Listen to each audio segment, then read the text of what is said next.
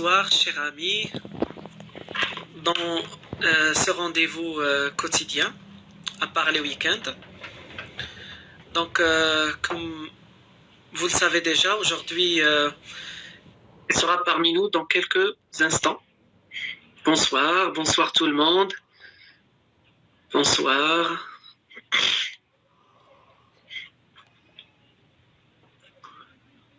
Je lui ai déjà envoyé l'invitation. Alors, le reste de la semaine, on verra jeudi, Inch'Allah, M. Hamza Ben Taïb, qui va parler de la rééducation des PTG. Et vendredi, probablement, on aura un thème très intéressant qui sont les pieds-beaux, la rééducation, et pieds-beaux varus-seca. Et bien sûr, notre cher collègue Hassan, il fera avec nous le reste de sa thématique, notamment la mobilisation neurodynamique en tant que traitement. J'ai déjà envoyé l'invitation pour M. Smaïl Bouskraoui, l'Alaoui. Alors, M. Smaïl ne peut pas, apparemment. M. Smaïl, je t'ai déjà envoyé l'invitation.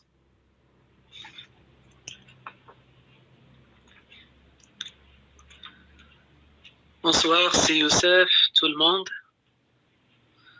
Madame Rlab. Voilà, c'est Ismaël. Ça va les mecs? Alhamdulillah. Désolé. J'ai une allergie. C'est à fond. Alors comme c'est pas grave.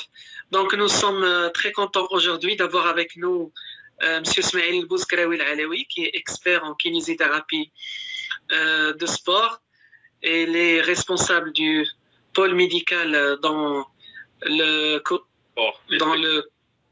dehors des structures. Donc, il travaille avec les sportifs à haut niveau ici au Maroc. Donc, on est fiers de l'accueillir. Maintenant, il va nous parler des formes cliniques des pubalgies. À vous la parole, M. Smaïl Bouskraoui. Très bien. Donc, bonsoir tout le monde. Je tiens à remercier tout le monde pour la présence et pour le suivi. Tout d'abord, je vais vous dire que aujourd'hui, on va rester très simple sur la prise en charge des pubalgies. Et notamment, ce que je vais dire maintenant, c'est que la littérature et la science nous a montré beaucoup de choses, plein de protocoles, de tests, etc. Ce sera mon interprétation personnelle à la littérature. Chacun a sa manière de synthétiser la littérature et la science. Et donc, ce que je vais vous relater maintenant, c'est ma vision des choses en tant que kinésithérapeute de sport et clinicien et qui travaille tous les jours avec les sportifs. Je vais montrer également quelques exemples au niveau avec lesquels je travaille. Donc, tout d'abord, pour la pubalgie, la classification la plus courante qui a été mise en place par Gilles Reboul, qui est chirurgien français. Tout d'abord, les francophones, ils ont classé les pubalgies en 4. Tout d'abord, on a la pubalgie la plus courante, c'est les tendinopathies d'adducteurs. Et puis, deuxième classe des pubalgies, on a les tendinopathies de droit d'abdomen ou des obliques, pariéto-abdominales, où on a vraiment une pathologie de la symphyse pubienne en elle-même, ou vers la fin, une pathologie de l'orifice externe du canal inguinal. Et là, on parle d'une hernie, il y a plusieurs nominations. Après, les anglo-saxons, les australiens, etc., ils sont en train de discuter la tendinopathie du psoas iliaque. Est-ce qu'elle peut être intégrée dans les classifications des pubalgies? Et une pathologie très connue de la coxo-fémorale qui est le conflit fémoro-acétabulaire, soit par la bosse sur le col, ou par l'excès de recouvrement du toit du cotyle qui va causer la butée entre le col et notre cavité cotylioïde de la coxo-fémorale. Donc, ces deux classes-là, on n'en parle pas parce qu'il y a la classification qui change. Aujourd'hui, on sera plus centré sur la tendinopathie des adducteurs, vu que c'est la forme clinique la plus courante et la plus répandue entre les sportifs. Puis, on va quelque part intégrer la tendinopathie des droits d'abdomen et des obliques en même temps dans le traitement pour faire vraiment un traitement, une prise en charge synergique. On va notamment aussi parler des critères de passage d'un exercice à un autre et la classification des exercices. Donc, tout ceci, ces exercices, on va les prescrire en fonction de quoi? Mais en fonction du bilan, de tests cliniques. Les tests cliniques, ils sont répertoriés en fonction du symptôme à rechercher. Si on veut déclencher la douleur, si on cherche une hypoextensibilité, si on cherche une hypomobilité, etc. Donc, on va commencer par le motif de consultation qui est le premier, c'est la douleur. Donc, comment on va tester cette douleur de la région pubienne? Donc, pour tester la douleur, c'est simple. Premier test, c'est la palpation. On va essayer de palper, on va parler plus d'adducteur. S'il s'agit d'adducteur, on va palper le gracile, on va palper l'adducteur, le moyen adducteur surtout et le grand adducteur. Le pectiné, c'est très difficile à le palper parce que des fois aussi, le pectiné présente des tendinopathies, même si c'est un petit muscle. Et donc, après la palpation, on va essayer de voir s'il y a une douleur qui se déclenche avec la palpation ou non. Deuxième stade, c'est de déclencher, puisqu'il s'agit de tendons, donc c'est la triade, palpation, contraction, étirement. Donc, on va passer aussi à des tests de contraction. Cette fois-ci, on sait très bien que les adducteurs, on a le gracile qui est biarticulaire, qui va contrôler la hanche et à la fois le genou. Il fait partie de la patte doigt notamment. Et on a le moyen adducteur et le grand adducteur qui font partie des adducteurs monoarticulaires qui vont contrôler que la hanche. Désolé, de temps en temps, j'ai une allergie, c'est pas le Covid-19, ne vous inquiétez pas. Ouais, et donc, là, comment peut-on effectuer ces tests de contraction? C'est qu'on va plier les genoux. Si on veut viser la contraction des adducteurs monoarticulaires, il suffit de plier le genou à 90 degrés. Automatiquement, on aura... Oui. Alors, il y a une participante qui dit que vous parlez rapide, vite, oui. Comme ça, doucement. Ok. Donc, je vais parler doucement. Donc, il faut faire la part des choses. Donc, il faut essayer de faire des tests isométriques pour les adducteurs monoarticulaires, qui sont le moyen et le grand adducteur, et puis les adducteurs biarticulaires qui se représentent par le gracile. Donc, très simple. Pour un petit peu éviter ou plutôt maximiser la contraction sur l'adducteur monoarticulaire, il suffit de plier les genoux, le patient au décubitus dorsal, plier les genoux à 90 degrés, et puis je vais vous montrer. Voilà. Très bien. Donc là c'est pour tester les adducteurs monoarticulaires. Là, c'est pour tester les adducteurs monoarticulaires. On va faire un squeeze test à 90 degrés. Et puis, on va voir si ça se déclenche la douleur. Et puis, pour tester les adducteurs biarticulaires, là, il faut le faire avec un genou tendu. Et comme ça, on va contracter y compris le gracile. Puis, on peut passer à un test en même temps d'étirement. Ça veut dire étirer les adducteurs dans la course externe. Et là, ça serait très intéressant aussi d'étirer l'adducteur en course externe et le contracter en même temps pour voir si ça déclenche une douleur ou non.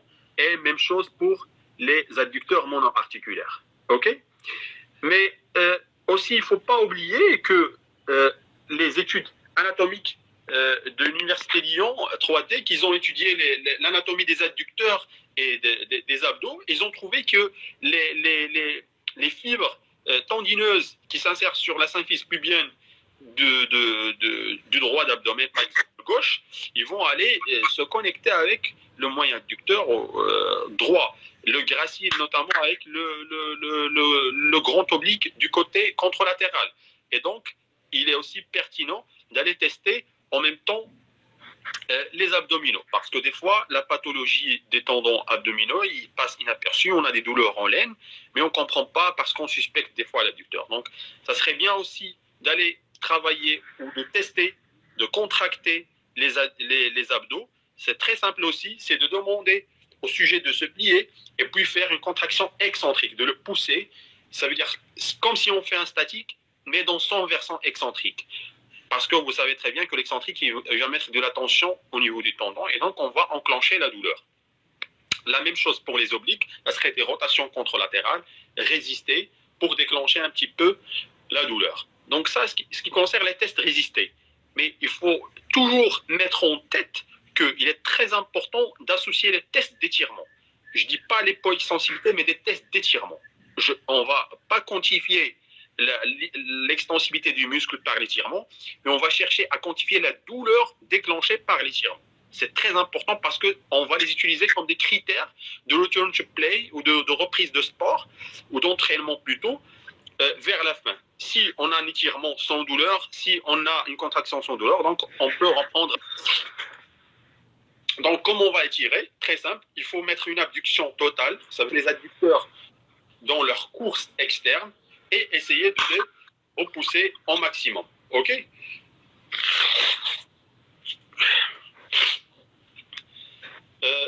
Pour les amplitudes articulaires, pour les amplitudes et l'hypoextensibilité, ça va être chevauché.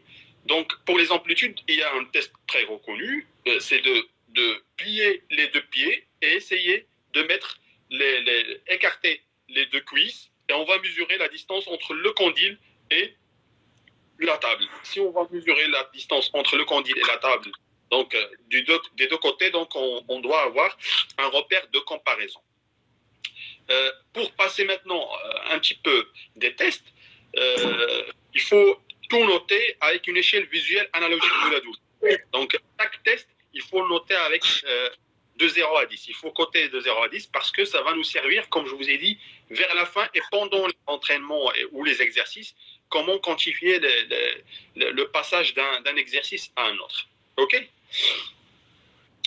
Pour le bilan, donc, il y a aussi un autre point très important pour le bilan en contraction musculaire, c'est la force.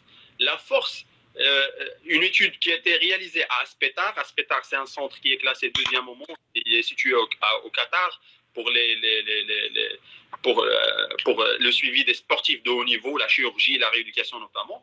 Donc, ils ont mis en place un protocole en 2019, voire même 2020. Donc, on met un dynamomètre avec un brassard qui va afficher en newton. Et donc, on va demander la contraction maximale des adducteurs, étalée sur 3 secondes. Et on va voir combien en 3 tentatives, et on va prendre la meilleure valeur des 3 tentatives. On va le faire en même temps pour les abducteurs, pour voir le challenge entre abducteurs et adducteurs. Et donc, ça, c'est le test qui a été évoqué pour la force. En ce qui concerne l'hypoextensivité, c'est un volet très important. Maintenant, pourquoi je vous dis que le bilan d'hypoextensibilité est très important? Parce que tout simplement, il y a une étude qui a été faite sur une grande population de sportifs qui ont des pubalgies. Ils ont constaté que la majorité, ils présentent des hypoextensibilités qui vont causer des réductions de mobilité au niveau de la coxo-fémorale. Et donc, qui dit diminution, réduction de la mobilité coxo-fémorale, dit automatiquement qu'il y aura une compensation pour le bassin. Deuxième des choses,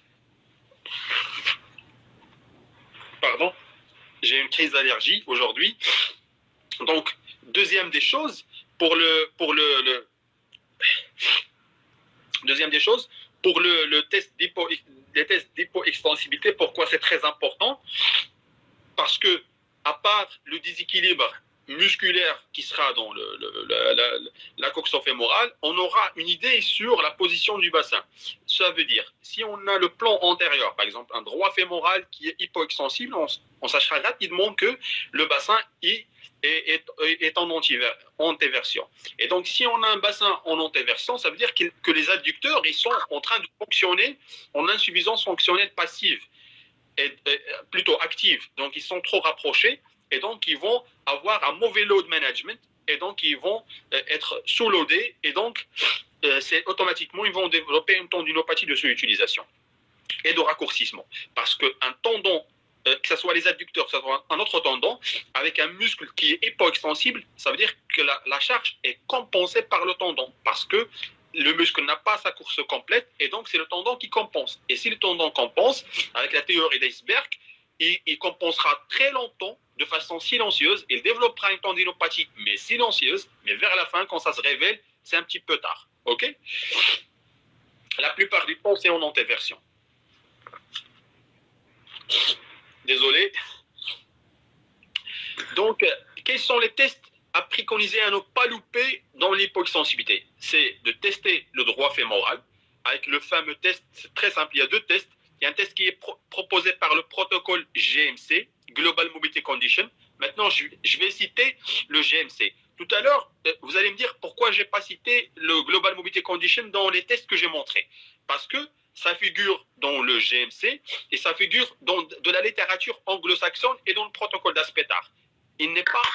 Ces tests ne sont pas appropriés juste par le GMC, par le Global Mobility Condition. Après, le Global Mobility Condition, il y a beaucoup de choses à rapprocher là-dedans, parce que, par exemple, le test d'abdos proposé par le Global Mobility Condition, il n'est pas du tout fiable, alors qu'on peut faire du Shirado, etc., d'autres tests qui sont plus fiables. Parce que le test proposé par le GMC, je vais vous le montrer, c'est très simple. Le test proposé par le GMC, c'est ça.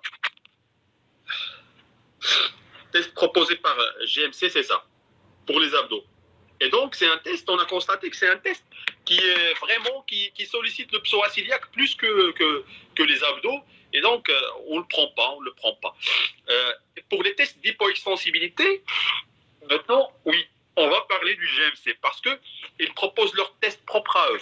Par exemple, pour le quadriceps, ils proposent leur test, c'est ça leur test. C'est un patient qui s'assoit, ou le sportif qui s'assoit au cours du banc, et on va faire une flexion talon-fesse et on va voir si l'alignement il est là. Mais par contre, il y a un autre test en kiné qui est plus fiable, c'est quand le patient est en décubitus ventral. Si le patient est en décubitus ventral, ça sera mieux, 1000 fois mieux que mesurer la distance talon-fesse, parce qu'on va mettre vraiment le droit fémoral en tension mieux que si on va mettre que le droit fémoral à côté. Donc ici, on peut vraiment compenser ici, on peut vraiment compenser. Par contre, si on le met à plat ventre, là, c'est mieux. On va avoir plus de distance. Pour les adducteurs, ici, on mesure la distance entre talon et mur, ou entre malléole externe et mur.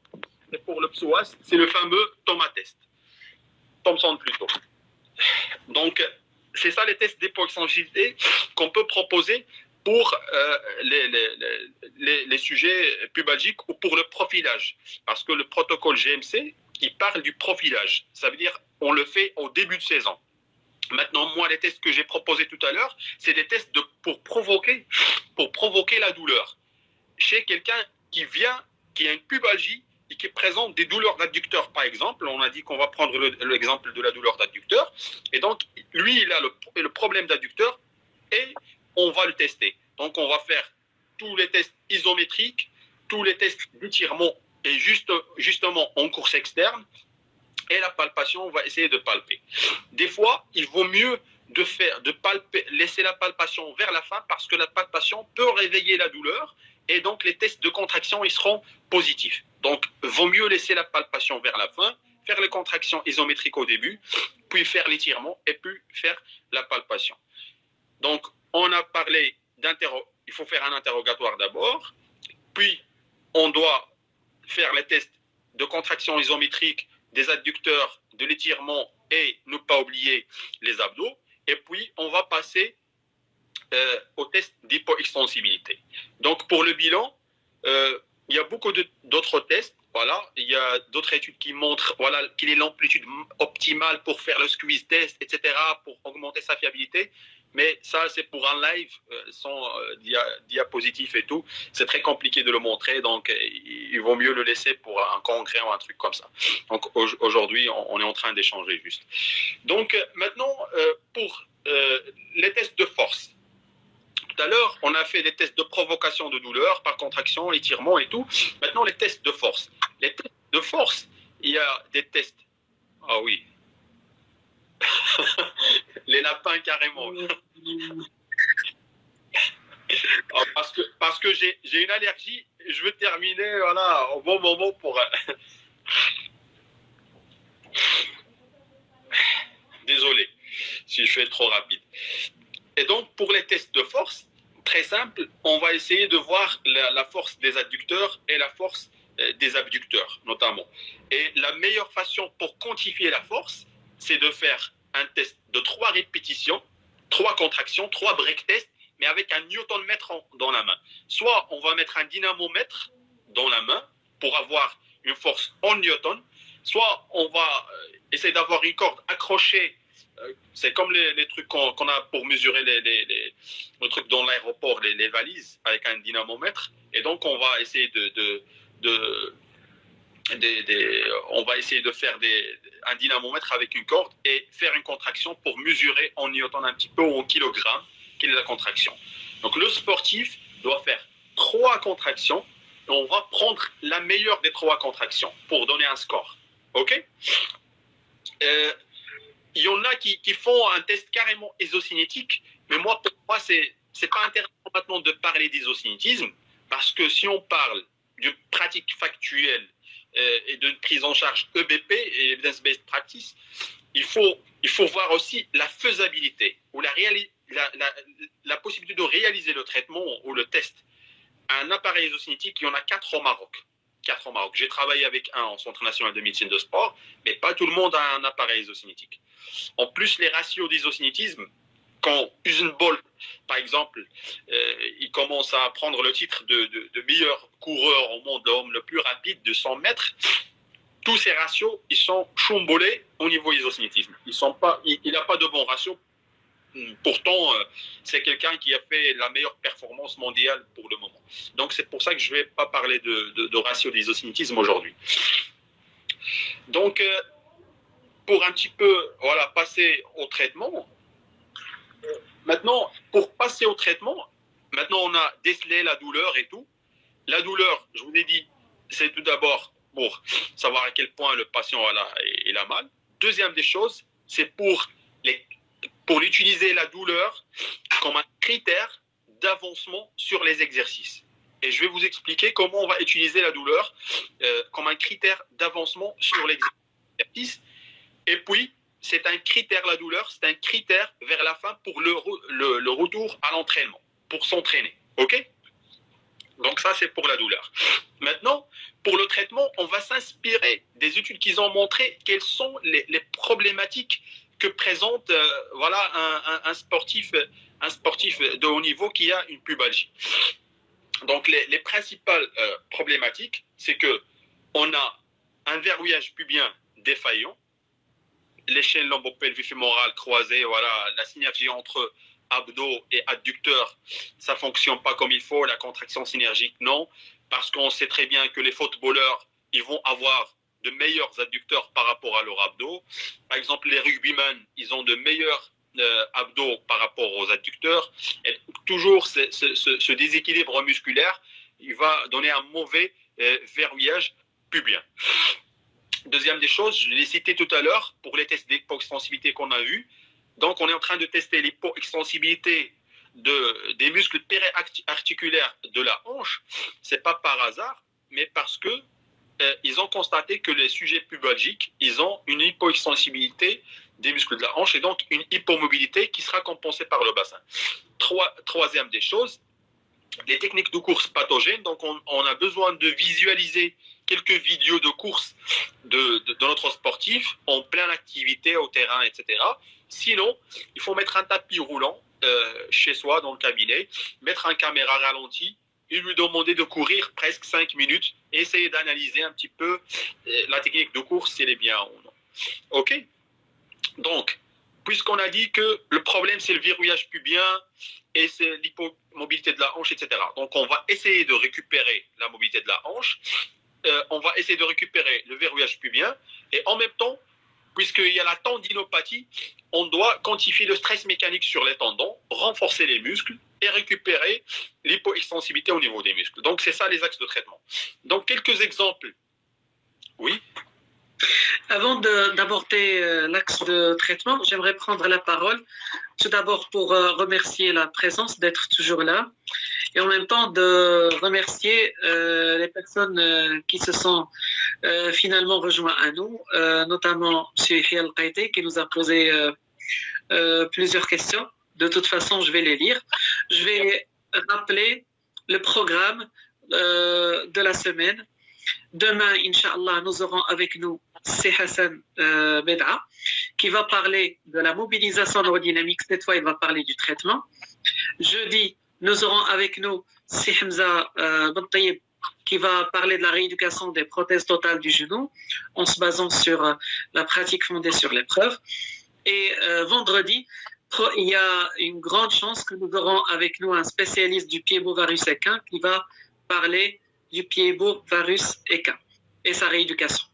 La semaine prochaine, nous aurons également des thématiques très intéressantes, notamment une thématique sur les manipulations vertébrales.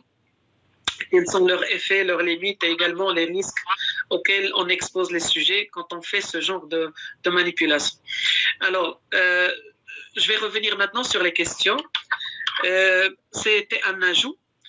Un participant disait que le processus d'installation de la pubalgie commence antérieurement par rapport à son installation, c'est-à-dire à son expression clinique. Et ceci, d'après lui, d'après des études. Est-ce que vous pouvez nous en dire quelque chose? Oui, bien sûr. Et si vous avez remarqué tout à l'heure, j'ai dit la théorie d'iceberg. L'iceberg, tout le monde qui a regardé le film Titanic, il connaît l'iceberg automatiquement. L'iceberg, c'est une montagne de glace au niveau de la mer, mais la partie profonde, la partie profonde de l'iceberg est plus grande que la partie apparente.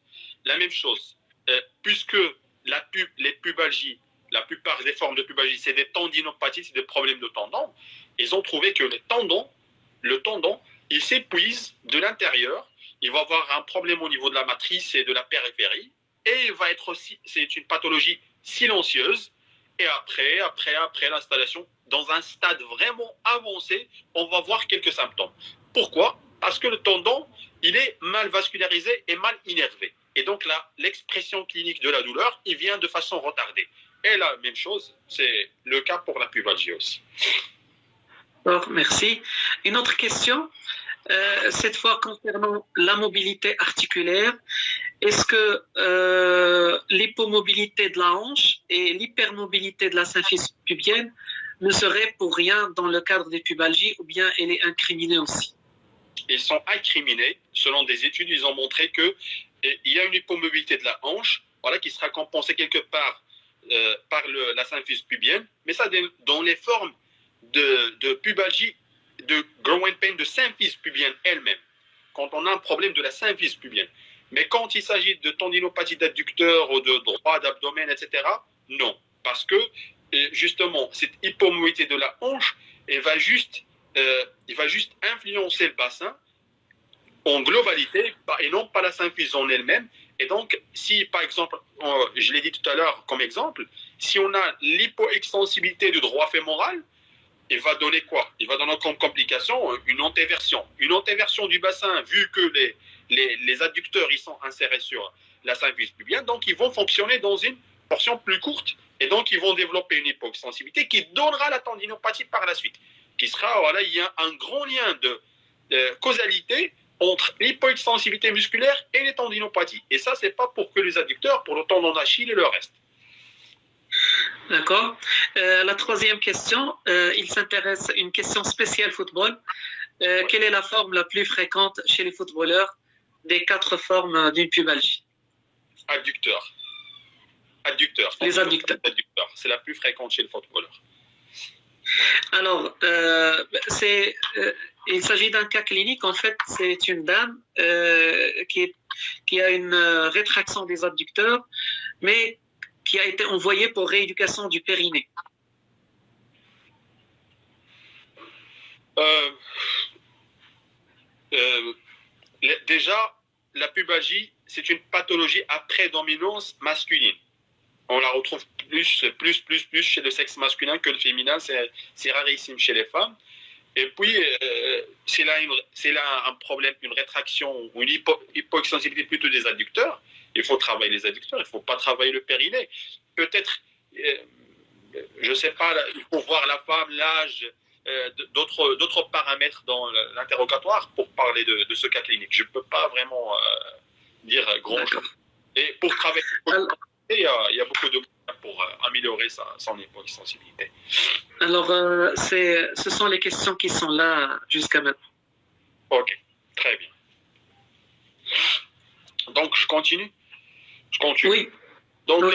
On va proposer quelques exercices qui ont été proposés dans le protocole d'Aspetar en début de 2020.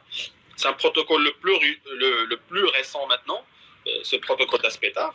Je vais montrer quelques panels d'exercices. Ils sont basés tout d'abord sur le verrouillage pubien. Comment verrouiller le bassin. Donc, verrouiller le bassin, c'est travailler sur l'exercice de hip bridge. Ça veut dire on peut travailler en pont fessier. En pont fessier, l'exercice est très simple. Le patient au décubitus dorsal, avec les genoux à 90, il va lever le bassin et puis poser le bassin, lever le bassin, poser le bassin. Et là, on va essayer de verrouiller. Après, on peut mettre un ballon entre les deux genoux et lui demander de lever le bassin en serrant le ballon. Et là, le point fixe, c'est la symphyse pubienne et on a une contraction du tout. Le but, c'est quoi? Écoutez-moi bien. Le but, c'est de faire une contraction des fessiers, adducteurs, périnée, transverse d'abdomen, tout cela en temps expiratoire. Pourquoi en temps expiratoire? Tenez-vous bien, c'est très intéressant. Tout à l'heure, quand on parlait des formes de pubalgie, on a parlé de la dilatation de l'orifice externe du canal inguinal. Maintenant, c'est en matière de prophylaxie ou de traitement, si le sujet a un problème de l'orifice externe ou il ne l'a pas, donc il faut travailler toujours en hypopression.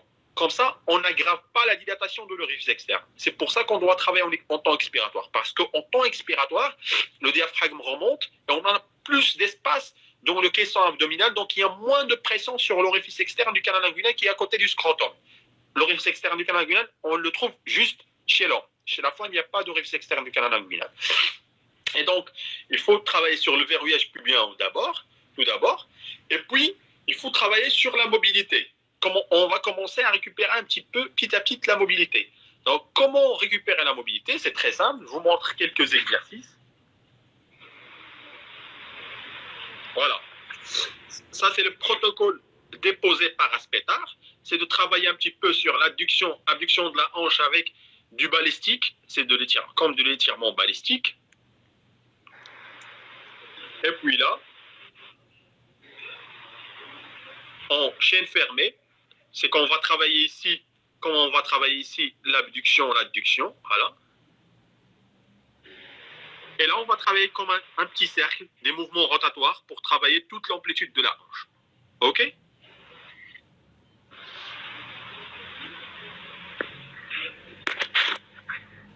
Très bien. Pardon, je vais brancher mon ordi parce qu'il va s'éteindre. Vas-y, Ismaël.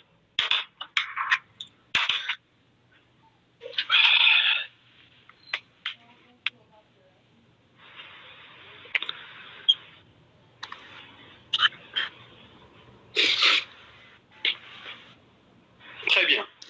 Si vous avez remarqué, tout ce que je vais montrer maintenant, c'est une récupération d'amplitude articulaire en active. C'est le patient, voilà, qui va faire les exercices et le kiné, il va le contrôler, il va le guider. Je ne peux pas vous montrer toute la phase passive, qu'est-ce qu'on va faire en manuel, en thérapie manuelle, etc. Maintenant, je vais vous montrer tout ce qu'on fait ici en active. Donc, qu'est-ce qu'on fait en active? C'est qu'on va faire des balancements dans le plan frontal, des balancements dans le plan antéro-postérieur et des balancements dans le plan horizontal. C'est le mouvement circulaire du bassin. Donc, le critère de passage, le critère de passage, donc on a travaillé la flexibilité active. Le critère de passage, c'est que durant ces exercices, on ne doit pas avoir plus que 2 sur 10 sur l'échelle visuelle analogique de la douleur. Je m'explique. Si dans le test qu'on a fait au début, les tests qu'on a fait au début, on a trouvé qu'il y a la douleur qui se déclenche et on a, par exemple, 6 sur 10 ou 5 sur 10 sur l'échelle visuelle analogique. Quand je fais ces exercices, si je déclenche 3 sur 10, je dois m'arrêter et demander aux sportifs de mettre une amplitude plus courte. Voilà, on travaille dans une course moins longue. Jusqu'à l'adaptation de 2 sur 10 sur l'échelle visuelle analogique. 2 sur 10, je peux continuer. Au-delà de 2 sur 10, je dois diminuer. Si je suis indolore au moins 10 sur 10, je peux lui demander d'augmenter un petit peu l'amplitude. Voilà, là pour être clair. Donc, la deuxième phase, c'est la résistance. On va un petit peu augmenter, on va travailler un petit peu en résistance. Parce que la première phase, on faisait que l'agilité, la flexibilité active, on faisait des exercices sans mettre de la résistance. Pardon. Donc, deuxième phase, donc on va faire des trucs qui sont actifs. Voilà. Voilà.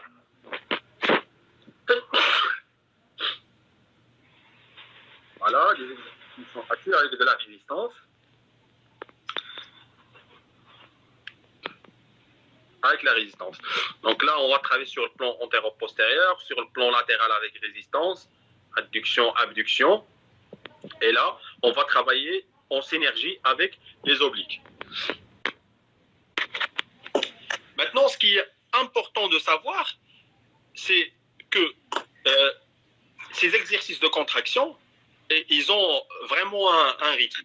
Déjà, le critère, toujours, c'est de ne pas dépasser 2 sur 10. Deuxième des choses, c'est que le temps de contraction concentrique avec lequel j'arrive, il est maximum de 2 secondes. Le temps de retour, il doit être plus long. Il doit être plus long parce que c'est la phase excentrique, on doit la faire un petit peu lentement, 3 secondes, 4 secondes, etc. Et puis repos, on doit faire des répétitions. Ok, on peut aller jusqu'à 2 séries de 20, 3 secondes avec 6 secondes de repos, etc. 6 secondes de repos entre chaque exercice et exercice. Ok. Donc, la troisième phase, c'est la progression, la progression qu'on va mettre le stress mécanique, on va l'augmenter. Donc, on va augmenter le stress mécanique. On va donner des exercices plus durs. Et là, je vous montre. Voilà. Donc, ce sont mes propres patients que je vais vous montrer maintenant.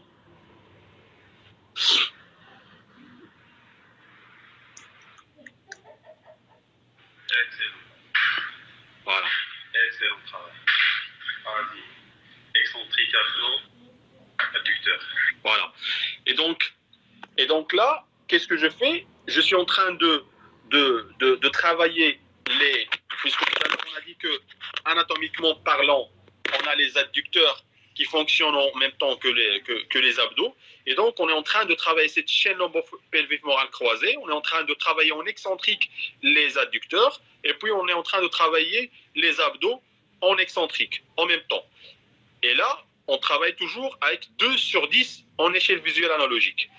À un moment donné, parce qu'on n'a pas besoin que de la force, on a besoin aussi de la synergie en même temps. Donc, on doit travailler la force.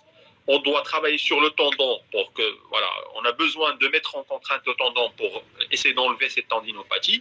Mais aussi, on doit travailler sur le bon verrouillage dynamique du pubis et du bassin en général. On travaille sur la synergie entre les adducteurs et les abdos. Mais on peut également augmenter la difficulté. Comment peut-on augmenter la difficulté? Un type d'exercice, voilà.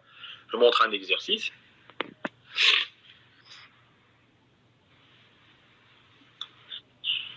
Voilà, là, comme vous voyez ici, il y a un élastique. Donc, on augmente la résistance. On augmente la résistance, ici. on corrige, on doit guider l'exercice, on doit corriger. Il doit lever l'omoplate parce qu'il trichait. C'est un footballeur professionnel d'une équipe nationale étrangère, africaine, qui vient pour la rééducation. Et donc là, on travaille, voilà, il faut le guider. On met plus de stress mécanique. Donc, ça, c'est juste un exercice. Voilà. C'est un type d'exercice qu'on peut faire. C'est de l'excentrique avec du concentrique aussi. Parce que la littérature n'a pas vraiment, dernièrement, il ne montre pas de grandes différences entre l'excentrique et le concentrique. Parce qu'il y en a des gens qui défendent maintenant le concentrique, qui disent que les protocoles expérimentaux d'excentrique, il manquait d'équivalence entre les charges données dans le groupe contrôle et le groupe intervention, etc. On ne va pas rentrer dans ce débat. Et donc, il faut juste insister sur le travail en chaîne croisée et sur abdos côté gauche, par exemple, adducteur côté droit et vice-versa, échanger. OK? Donc, qu'est-ce qu'on peut proposer aussi comme exercice pour mettre vraiment le niveau plus haut? C'est de travailler aussi sur ça. C'est de travailler, oh là là, hop. C'est de travailler sur ça. C'est vraiment mettre le sujet comme un exercice de gainage, mais cette fois-ci avec les adducteurs qui vont essayer de contrôler le ballon. Et donc, on a ici les adducteurs qui vont essayer de contrôler le ballon et on a les abdos qui se contractent, mais le plus intéressant, c'est qu'il va faire des rotations avec le ballon. On doit faire les rotations avec le ballon. Donc, il doit faire des rotations avec le ballon. Le plus important, c'est de contrôler la contraction en tout moment. Et donc, quand il va faire une rotation, par exemple, du côté droit, et donc c'est l'adducteur droit qui devient en haut, et donc c'est lui qui a plus de contraintes. Donc, comme c'est une alternance, quand il va faire les rotations sur le bassin, sur le ballon, donc comme une sorte d'alternance d'appui sur les deux côtés, sur les deux adducteurs. À chaque fois, on a un adducteur qui va se mettre en tension, un autre qui va se mettre en tension.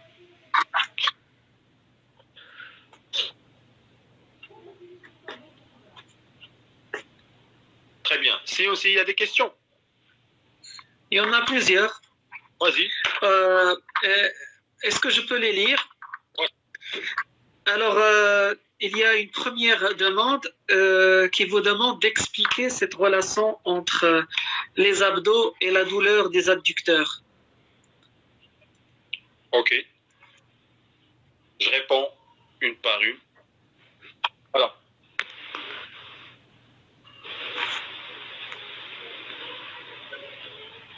Là, on montre que, par exemple, le moyen adducteur, il a une continuité avec le grand oblique. Et là, on a le grand droit qui a une continuité avec le droit interne.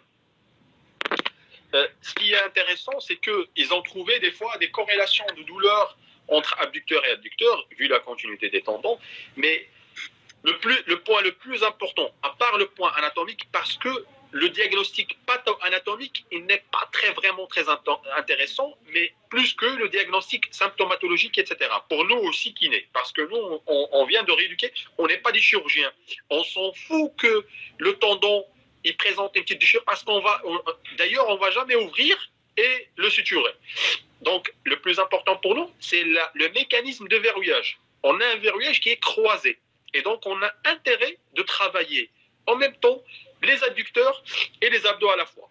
Quand on travaille les adducteurs et les abdos, donc comme si on les reprogramme, c'est une sorte de reprogrammation pour qu'ils travaillent de façon croisée et de verrouiller mieux le bassin. Alors, il y avait plusieurs questions sur un thème qui est le protocole de Potoronto.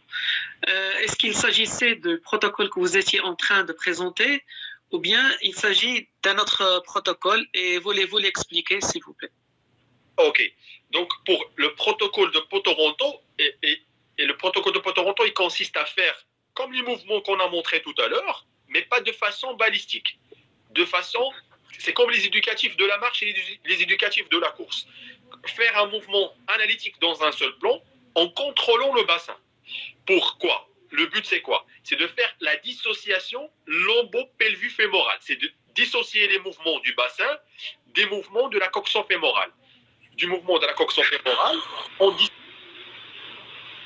dissociant les mouvements du bassin en essayant de stabiliser le bassin. C'est ça, Potoronto. Ce qu'on a vu tout à l'heure sur les images, ça ressemble à Potoronto, sauf que ça intègre la composante balistique. Potoronto maintenant, actuellement, il y a beaucoup de parlotte par rapport à Potoronto. Est-ce qu'on l'obtient? Est-ce qu'on le prend? Est-ce qu'on l'obtient pas? Est-ce qu'il est valide? Est-ce qu'il n'est pas valide? Ok. Alors, j'ai une question par rapport au crochetage. Est-ce que le crochetage serait intéressant pour les pubalgies, notamment d'origine tendineuse? Pour le crochetage, très bien, une question technique. Pour le crochetage, c'est très intéressant pour toute tendinopathie de crochetage parce que ça travaille sur les enveloppes musculaires qui sont vers la fin, qui vont se réunir et former le tendon. Mais pour le crochetage, dans le cadre des pubalgies d'adducteurs, il ne faut pas aller travailler vraiment avec la spatule du crochet parce que la face interne de la cuisse, le plan cutané, il est très innervé, donc c'est une région très irritable. Pas comme le quadriceps, pas comme les ischios, pas comme le reste, le TFL. Donc il vaut mieux travailler avec du dry needling, travailler sur travailler sur le dry needling pour les points trigger, etc. Parce que justement, il ne faut pas oublier que dans les cercles de BP, de pratique factuelle, c'est que les préférences du patient, les penchants du patient, son modèle biopsychosocial, c'est une chose très intéressante dans notre prise en charge. Donc, on doit prendre en considération les penchants du patient et ses préférences. Donc, aucun patient ne va admirer le fait de faire du crochetage.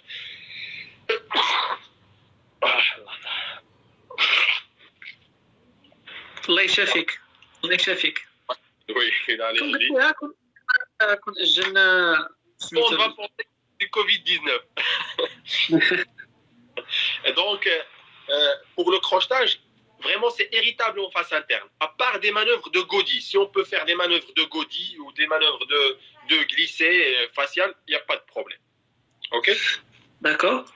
Alors, c'est vrai que c'est une interrogation à connotation médicale, mais il y a un point souligné, c'est qu'il faut trancher d'abord entre une vraie pubalgie et certaines douleurs qui ressemblent à une pubalgie.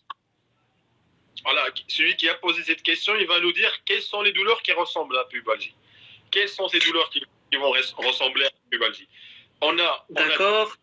On fait des tests de provocation pour les adducteurs, on a des tests de provocation pour les droits d'abdomen, on a des tests de palpation, on peut voir la symphyse pubienne en elle-même, ou le bulging sign test pour voir l'orifice externe du canal inguinal, par exemple. À part ça, c'est des tests de provocation de douleur, de déclenchement de symptômes. D'autres douleurs, c'est par exemple une névralgie pudendale qui va donner des douleurs ou des problèmes d'érection, des trucs comme ça. Donc, avec l'interrogatoire, vraiment, on peut déceler le contexte. Il suffit juste de poser des questions avec bonne arrière-pensée et tracer l'histoire du patient. Et on ne peut pas se tromper sur des choses flagrantes comme ça. Alors, pour une autre question, je pense qu'il y a deux questions qui disent la même chose. Des pubalgies avec des troubles morphostatiques ou bien problèmes posturels. Est-ce que vraiment il faut se lancer sur la correction tendineuse, le travail excentrique, ou bien il faut vraiment traiter le problème postural dans son origine? Très bien. Là, on va faire la différence. Si c'est un sportif junior, par exemple, de 15 ans, même si c'est rare chez les adolescents d'avoir des pubalgies, tu peux corriger la posture, il n'y a pas de problème.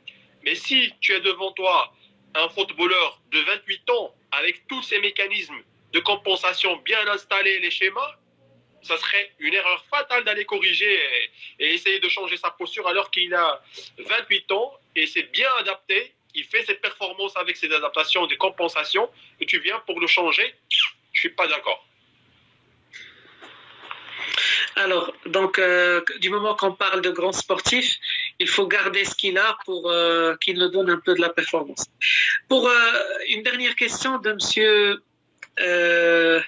Hamza, Donc, il nous demande la pubalgie de pitcher. La pubalgie de pitcher.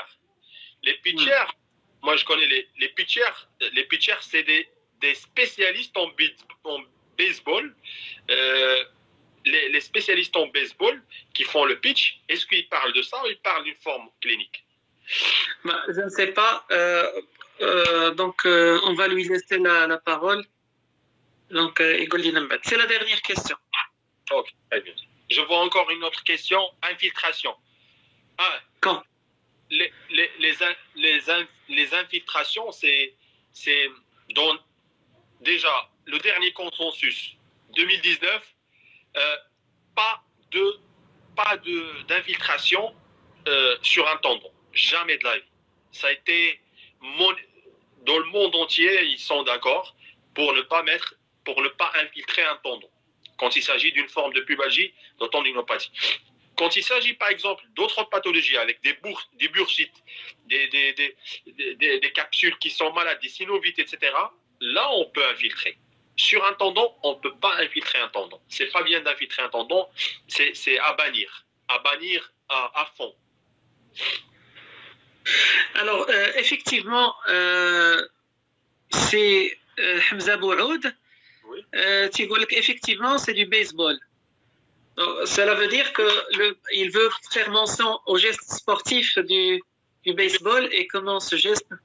Le problème des baseballeurs, c'est que qu'est-ce que font les baseballeurs, les professionnels de baseball, ils se concentrent beaucoup sur leurs membres supérieurs. Ils essayent de faire leur fonction de pitcher comme il le faut. Et des fois, ils vont oublier un petit peu de travailler le membre inférieur. Ils vont essayer aussi d'augmenter les amplitudes du membre supérieur. Et ce qu'on a parlé l'autre fois, moi et Aziz, dans notre débat sur l'épaule, les chaînes cinétiques, c'est qu'ils vont essayer d'augmenter leurs amplitudes d'épaule aux dépens de leurs membres inférieurs et leur bassin et leur tronc. Et donc là, ils tombent dans d'autres problématiques. C'est ça qui va un petit peu développer cette pubalgie chez les pitchers. Alors, il y a une question, peut-être vous avez déjà répondu à ça, mais juste pour rappeler, est-ce qu'il y a un rapport entre pubalgie et hernie inguinale? Mais bien sûr, l'une des formes, on a dit la dilatation de l'orifice externe, mais ça, c'est pas le kiné qui va le traiter. C'est pas le kiné qui va le traiter. D'accord. Alors, il y a une question, peut-être ça va intéresser tout un volet de la rééducation, c'est la physiothérapie. Il y a un participant qui se demande par rapport à l'importance de la técarthérapie. Très bien, mais...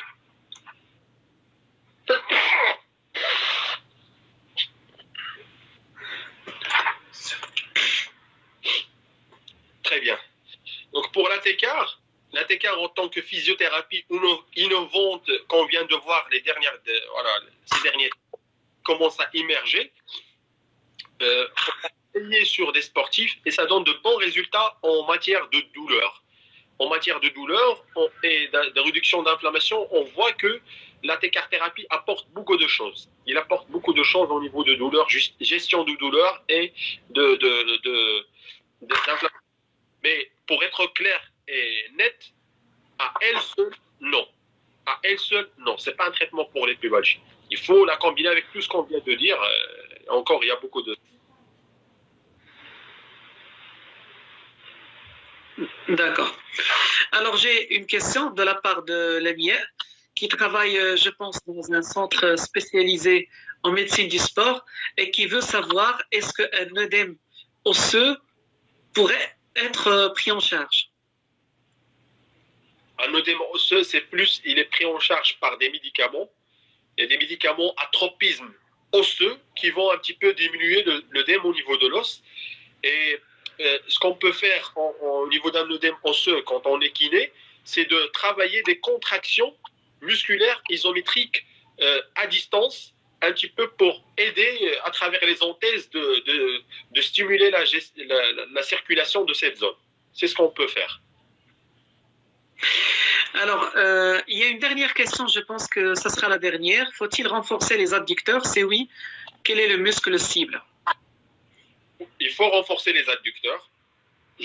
Voilà, pour trancher, il faut renforcer les adducteurs parce que les sujets qui ont des pubalgies d'adducteurs, ce soit l'hypoextensibilité, aussi la faiblesse des adducteurs. Des fois, ils sont faibles parce que, tenez-vous bien, il y a une grande différence entre un muscle qui a de la tension, qui est hypoextensible.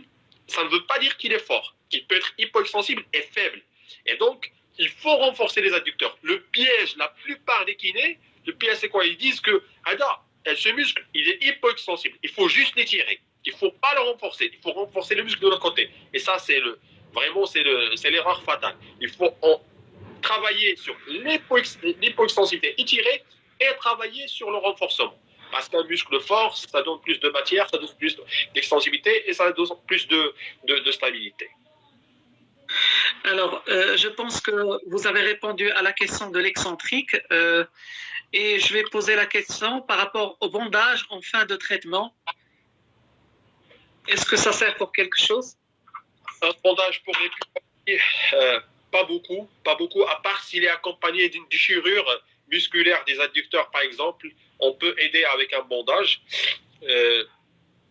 mais pas beaucoup. Un bandage sur un tendon, très compliqué dans le pli de laine. Dans le pli de laine, c'est très compliqué. Mais s'il est accompagné d'une lésion musculaire, on peut le faire. Ça peut aider. Alors, je pense que nous avons à la fin quelques ajouts. L'examen plantaire et l'avis d'un podologue, ça serait intéressant. Oui. Un autre ajout, c'est par rapport à l'atteinte des adducteurs mono ou biarticulaires. J'arrive pas à très bien lire la question. Le stretching post-pubalgie avant ou après l'entraînement? Attends. Atteinte des adducteurs mono ou biarticulaires. Qu'est-ce qui va changer dans le traitement? Ce qui va changer dans le traitement, c'est qu'on va intégrer des bras de levier plus longs ou plus courts, parce qu'en matière de facteurs de progression, un bras de levier, c'est très important pour la quantification du stress mécanique. Donc, si tu as une tendinopathie d'adducteur biarticulaire, tu vas changer ta façon de penser pour le load management. Et si tu as juste le monoarticulaire, là, tu vas penser autrement par rapport au load management. Alors, pour la pliométrie en fin de traitement, ça serait bien pour les sportifs? Très bien. Celui qui a posé la question, c'est une bonne question. Pourquoi? Parce que la pliométrie, il a dit, est-ce que c'est bien pour les sportifs? Oui, c'est bien pour le sportif en général, pas que pour la pubalgie, parce que la pliométrie n'a pas montré une supériorité de traitement sur la taille de l'effet par rapport à d'autres modalités de contraction. Mais pour développer l'explosivité, etc., dans les accélérations, etc., pour la réathlétisation, c'est bien de travailler la pliométrie. Ouais. Alors, les autres formes de physio, l'électro. L'électrothérapie, si on l'utilise dans la phase initiale comme moyen antalgique, ça va, oui. Après... Une question de Madame Touria par rapport au stretching post-pubalgie.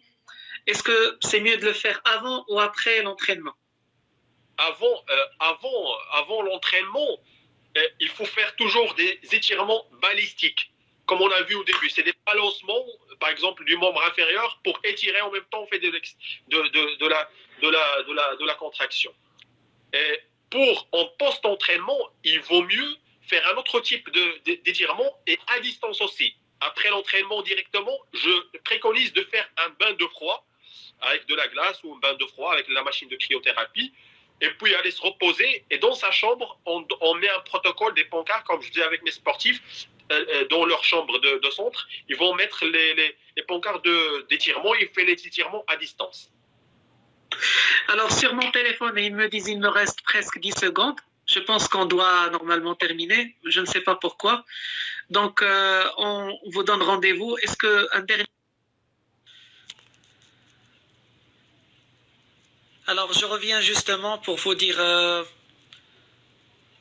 demain.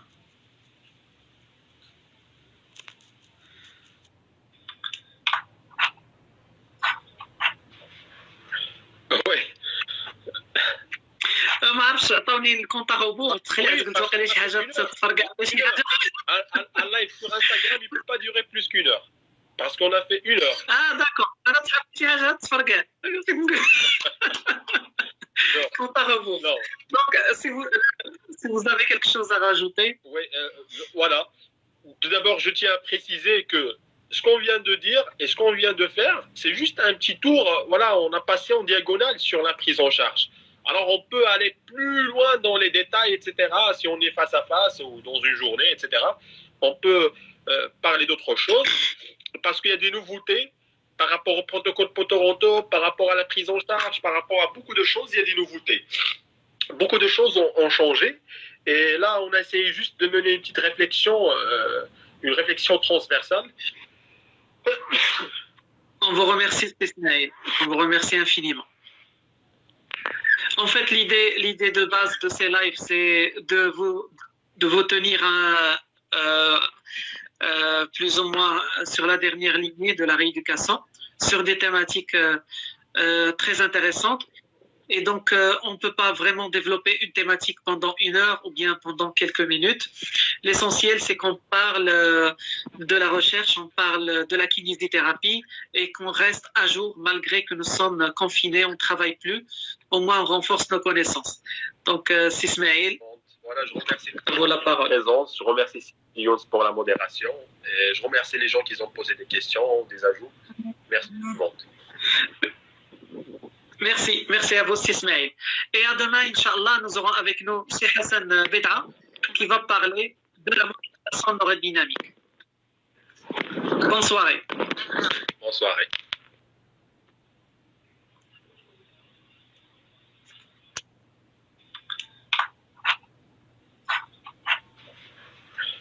Oui. ما عرفتش عطاوني الكونت روبو تخيل قلت واقيلا شي حاجه تفرقع شي حاجه. Un live sur Instagram, il ne peut pas durer plus qu'une heure. Parce qu'on a fait une heure. داكور انا تحب شي حاجه تفرقع. كونت روبو. Non. Donc si vous avez quelque chose à rajouter. Oui, voilà. Tout d'abord, je tiens à préciser que ce qu'on vient de dire et ce qu'on vient de faire, c'est juste un petit tour. Voilà, on a passé en diagonale sur la prise en charge. Alors, on peut aller plus loin dans les détails, etc. Si on est face à face ou dans une journée, etc.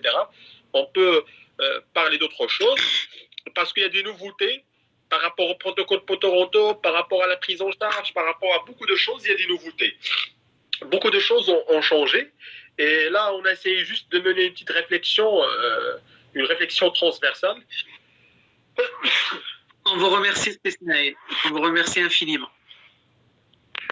En fait, l'idée de base de ces lives, c'est de vous tenir